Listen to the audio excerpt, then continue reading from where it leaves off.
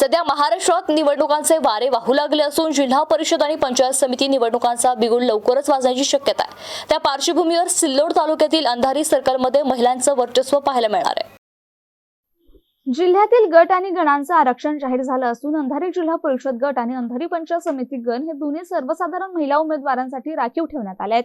यामुळे येथे राजकीय समीकरणे पूर्णपणे बदलली असून महिलांच्या नेतृत्वाकडे सर्वांचे लक्ष लागले। विशेष बाब म्हणजे जिल्हा परिषद अध्यक्ष आणि पंचायत समिती सभापती ही दोन्ही पदे महिलांसाठी राखीव असल्याने अंधारीतून निवडून येणारा उमेदवार हा महत्त्वाच्या पदाचा दावेदार ठरणार आहे। त्यामुळे अंधारी सर्कलची निवडणूक संपूर्ण जिल्ह्यासाठी महत्त्वाची ठरणार आहे। अंधारी येथून यापूर्वीही जिल्ह्याच्या राजकारणात मातब्बर नेतृत्व पुढे आले। महिलांमध्ये शोभाताई तायडे, मंगल तायडे तर पुरुषांमध्ये काशीनाथ पांडव, केशवराव तायडे यांनी जिल्हा परिषदेत प्रभावी भूमिका बजावली।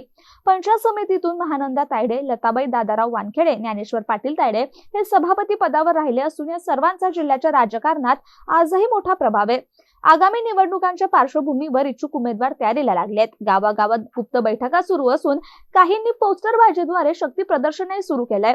संभाव्य उमेदवारांमध्ये शिंदे शिवसेनेकडून मंगला तायडे, भाजपकडून महानंदा तायडे तर काँग्रेसकडून लताबाई दादाराव वानखेडे यांच्या नावाची चर्चा सुरू आहे।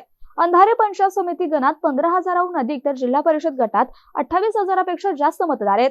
या मतदार राजाचा कौल कुणाच्या बाजूने लागणार हे येणारा काळच ठरवणार आहे। महिलांचे नेतृत्व, वाढती राजकीय चुरस आणि जिल्ह्याचं लक्ष वेधून घेणारी अंधारी सर्कलची निवडणूक आगामी काळात येथे राजकीय वातावरण अधिक नापणार आहे हे नक्की।